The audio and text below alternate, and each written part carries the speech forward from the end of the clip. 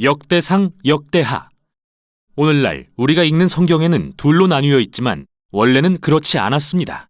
두루마리의 길이 때문에 둘로 나뉜 것뿐 원래는 하나의 줄거리를 가진 한 권의 책입니다. 한글 성경에서 역대기는 사무엘과 열왕기 다음에 나오며 사실 대부분 이 두 책의 내용을 반복합니다. 그래서 많은 독자가 역대기에 이르면 잠깐 전에 다 읽은 거잖아 라며 건너뛰는데요. 참 안타깝습니다. 왜냐하면 이 책은 정말 독특하고 성경 전체에서 매우 중요하기 때문입니다. 실제로 유대교 전통에서는 역대기가 성경의 맨 마지막 책인데 이는 이 책이 히브리 성경의 모든 내용을 요약하기 때문이죠. 이 책의 첫 단어는 아담, 즉 성경 이야기의 첫 등장인물입니다. 그리고 마지막 문단은 포로된 이스라엘의 귀환을 선포합니다.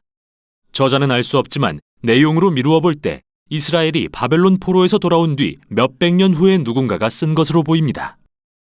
당시에 예루살렘과 성전은 이미 재건돼 있었고 에스라와 느헤미야에 본 것처럼 좋은 상황은 아니었습니다. 예루살렘과 성전이 재건되면 하나님이 오셔서 백성 가운데 거하실 거라는 위대한 예언, 그리고 메시아 왕이 오셔서 열방을 평화롭게 통치하실 것이라는 소망이 있었지만 아무것도 성취되지 않았죠.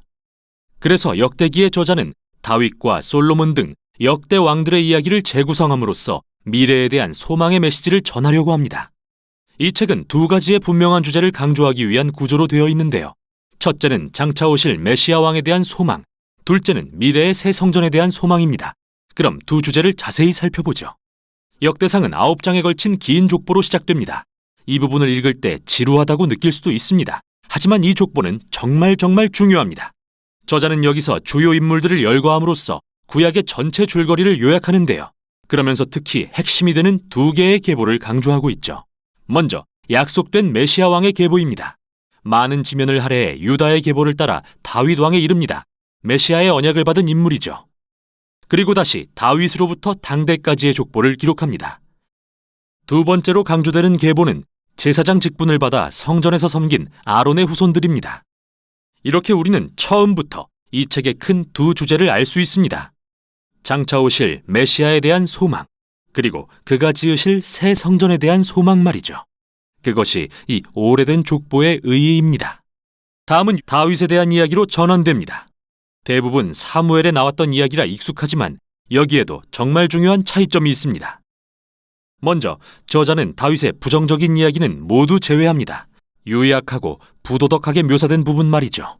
사울에게 핍박당해 광야에 숨었던 일, 밧세바를 간음하고 그녀의 남편을 살인한 일 등은 기록하지 않고 다윗을 선한 사람으로 그린 이야기만 남기죠. 또한 그는 사무엘에는 없는 새로운 내용을 추가하며 다윗을 더욱 긍정적으로 비춥니다. 다윗이 성전 건축을 준비하는 장면이 여러 장에 걸쳐 기록되어 있는데 그는 각종 자재와 기술자들을 모으고 레위인들과 찬양대를 준비시키죠. 나아가 이번엔 다윗을 모세와 같은 인물로 묘사하는데요. 하나님이 다윗에게 성전의 설계도를 주시는 모습은 모세에게 성막의 설계도를 주셨던 모습과 흡사합니다. 그런데 왜 다윗에 대한 새로운 내용을 소개할까요? 저자는 다윗의 결점을 숨기려는 게 아닙니다. 어차피 사무엘을 읽으면 누구나 알게 되니까요. 오히려 그는 다윗을 이상적인 왕으로 묘사함으로써 그의 혈통에서 오실 메시아의 모습 혹은 전형을 만들려고 한 것입니다. 이는 예레미야나 에스겔이 오실 메시아를 새로운 다윗이라 말한 것과 매우 비슷한데 역대상 17장에 다윗을 향한 하나님의 언약이 어떻게 기술되어 있는지 보면 명확히 이해할 수 있습니다. 이 이야기에 상응하는 사무엘하 7장과 비교해보면 역대기 저자가 강조하는 것은 다윗도 솔로몬도 그 외 어느 왕도 메시아가 아니었으며 앞으로 오실 메시아는 다윗과 같은 왕이 될 거라는 것입니다. 그래서 저자에게 과거 다윗 왕의 이야기들은 미래에 대한 소망을 지속시키는 힘이 되어줍니다. 다윗이 죽은 후 역대하는 예루살렘에 거하던 왕들의 이야기에 초점을 맞춥니다. 이번에도 역시 열왕기에 많은 이야기가 반복되지만 결정적으로 다른 점도 많습니다. 먼저 저자는 북이스라엘의 왕들 이야기는 모두 제외합니다. 다윗의 혈통에만 집중하기 위해서죠. 더불어 이들 다윗 왕조에 대한 새로운 내용을 대거 추가합니다. 그는 하나님께 순종한 왕들을 부각하면서 그들의 순종이 성공과 복으로 이어진 새로운 이야기들을 들려줍니다. 또한 하나님께 불순종했던 왕들에 대해서도 알려줍니다. 그들은 율법을 따르지 않고 이스라엘이 우상을 숭배하도록 이끌었고 이는 결국 이스라엘이 포로로 잡혀가는 끔찍한 결과를 초래합니다. 그들이 자초한 일이죠. 이 부분은 모두 일련의 인물 연구로서 후대 이스라엘의 자손들이 그들의 역사를 통해 교훈을 얻게 하는 게 목적입니다. 하나님과 율법에 신실할 수 있도록 말이죠. 이 책은 결말 역시 정말 독특합니다. 맨 끝에 가면 고레스라는 페르시아 왕이 등장하는데 그는 이스라엘 백성들에게 포로에서 벗어나 고향에 돌아가 도시와 성전을 재건하라. 마지막 절에서는 너희 중에 그의 백성 된 자에게 하나님께서 함께 계시기를 원한다. 너희는 다 올라가서 라고 선포합니다. 이렇게 책이 끝납니다. 미완의 문장으로 말이죠. 물론 저자는 첫 번째 포로 교환과 에스라, 느헤미야에 기록된 이야기들을 알고 있습니다. 하지만 그의 관점에서 이스라엘의 예언적 소망은 여전히 성취되지 않았습니다. 따라서 이런 미완의 결말은 저자의 소망이 또 다른 때의 포로 교환에 있다는 것을 보여줍니다.